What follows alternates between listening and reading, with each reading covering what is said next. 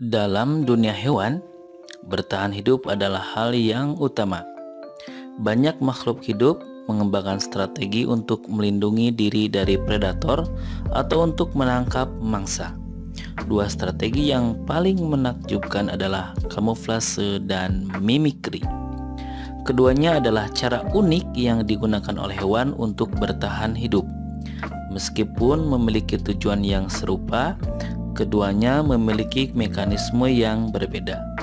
Berikut adalah penjelasan mengenai perbedaan antara kamuflase dan mimikri. Kamuflase. Kamuflase adalah kemampuan makhluk hidup untuk menyamar atau menyatu dengan lingkungan sekitarnya agar tidak mudah dikenali oleh predator maupun mangsa. Kamuflase biasanya melibatkan warna, pola atau bentuk tubuh yang menyerupai lingkungan. Macam-macam kamuflase. 1. Kamuflase warna. Kamuflase warna adalah menyesuaikan warna tubuh hewan dengan lingkungan. Bunglon adalah contoh klasik hewan yang dapat mengubah warna kulitnya sesuai dengan lingkungan sekitarnya. Kemampuan ini tidak hanya berfungsi untuk kamuflase, tetapi juga untuk komunikasi dan regulasi suhu. Rubah Arktik, bulunya berubah menjadi putih tebal di musim dingin untuk berkamuflase di salju dan es, dan menjadi coklat keabu-abuan di musim panas agar menyatu dengan tundra. Ular pucuk, warnanya hijau cerah menyerupai dedaunan di hutan hujan, membuatnya sulit dikenali di antara pepohonan. 2. Kamuflase bentuk, yakni bentuk tubuh hewan menyerupai benda di sekitarnya. Beberapa serangga memiliki bentuk tubuh yang menyerupai ranting, daun, atau bahkan kotoran burung. Penyamaran ini efektif untuk menghindari deteksi oleh predator yang mencari mangsa dengan bentuk tubuh tertentu. Kupu-kupu daun adalah spesies kupu-kupu yang memiliki kemampuan penyamaran layaknya daun kering. Tentu kemampuan hebat ini akan mengelak banyak predator karena memang sangat sulit dibedakan dengan daun biasa. Jika kamu melihat serangga ini, pastinya kamu akan mengira serangga tersebut adalah potongan daun biasa. Serangga dari genus Phyllium tersebut memang merupakan salah satu kelompok hewan yang memiliki tubuh layaknya daun. Bahkan dapat dikatakan hampir tak ada perbedaan dengan daun. 3. Kamuflase pola atau tekstur. Beberapa hewan mempunyai tekstur tubuh atau warna bulu yang menyatu dengan lingkungan sekitar. Ada pula yang mempunyai pola tubuh hewan menyerupai bayangan atau cahaya lingkungan. Contohnya, ular yang hidup di gurun mempunyai tekstur kulit seperti pasir. Tekstur yang mirip dengan pasir memungkinkannya menyamar dengan sempurna untuk menghindari pemangsa atau menyergap mangsa. Begitu juga ikan batu. Ikan batu memiliki pola warna dan tekstur yang mirip dengan karang, sehingga mereka sulit terlihat saat berada di antara karang-karang. Adapun zebra dengan garis-garis hitam dan putihnya tampak mencolok bagi mata manusia. Namun, di padang rumput yang tinggi dan berkelompok, pola ini justru memecah siluet tubuh mereka, menyulitkan predator seperti singa untuk fokus pada satu individu. Berikutnya ada mimikri.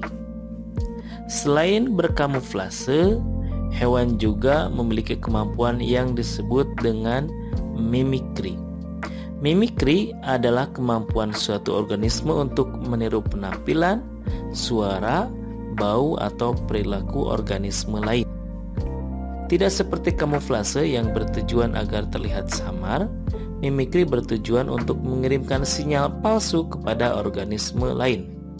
Maka bisa dipahami bahwa tujuan mimikri ini adalah 1. Melindungi diri dari pemangsa dengan menyamar menyerupai hewan berbahaya, beracun, atau tidak enak dimakan sehingga terhindar dari predator. Kedua, menarik beberapa hewan lain untuk menjadi calon mangsanya. 3. Mimikri juga merupakan salah satu cara agar sesama spesies mimikri bisa saling berkomunikasi atau sekadar menarik lawan jenisnya. Terdapat beberapa macam mimikri, diantaranya mimikri bates. Mimikri bates adalah jenis mimikri di mana suatu spesies yang tidak berbahaya atau tidak beracun meniru penampilan atau perilaku spesies lain yang berbahaya atau beracun untuk menghindari predator. Dengan cara ini, spesies yang tidak berbahaya dapat memperoleh perlindungan dari predator yang mengira mereka sebagai spesies yang berbahaya. Salah satu contohnya adalah lalat bunga, yang banyak dari spesiesnya menyerupai tawon yang mempunyai pola kuning hitam. Lalat bunga tidak mempunyai sengatan seperti halnya tawon, akan tetapi karena penampilan fisiknya seperti tawon, banyak pemangsa yang menghindarinya. Contoh lainnya adalah ulat yang menyerupai ular untuk menakut-nakuti burung pemangsa. Bagian depan ulat ini berbentuk segitiga seperti ciri khas moncong ular beracun. Selain itu, kulitnya yang mengkilap semakin meyakinkan makhluk lain bahwa makhluk itu bukan ulat melainkan ular. Kupu-kupu viceroy dan kupu-kupu raja atau kupu-kupu monark adalah dua kupu-kupu yang hampir identik. Namun, kupu-kupu monark beracun sedangkan kupu-kupu viceroy tidak beracun. Karena mereka sangat mirip, banyak predator yang sering salah memangsanya dan mengasumsikan kedua kupu-kupu itu beracun. Berikutnya ada mimikri Muller. Dua atau lebih spesies berbahaya atau tidak enak meniru penampilan satu sama lain. Hal ini menguntungkan kedua spesies karena predator hanya perlu belajar untuk menghindari satu pola peringatan. Banyak spesies kupu-kupu tropis yang memiliki pola warna yang serupa. Contohnya adalah kupu-kupu pada genus Heliconius yang memiliki pola warna yang serupa meskipun berasal dari garis keturunan yang berbeda dan sama-sama beracun. Mimikri ini juga dapat ditemukan pada lebah dan tawon yang memiliki pola kuning hitam. Kedua kelompok hewan ini sama-sama punya senjata berupa sengatan, namun lebah dibekali alat sengat berduri yang hanya dapat digunakan sebanyak satu kali seumur hidup. Di sisi lain, tawon memiliki alat sengatan berbentuk jarum yang dapat digunakan berkali-kali. Yang ketiga ada mimikri agresif. Predator meniru penampilan mangsanya atau spesies lain yang menarik bagi mangsanya untuk mendekat atau kemudian menyerang. Predator yang menggunakan mimikri agresif seringkali menggunakan sinyal yang memancing mangsanya. Contohnya ular viper ekor laba-laba. Dengan memiliki ekor serupa laba-laba, ular ini menjebak mangsa lain, yakni golongan burung yang memangsa serangga atau arachnida.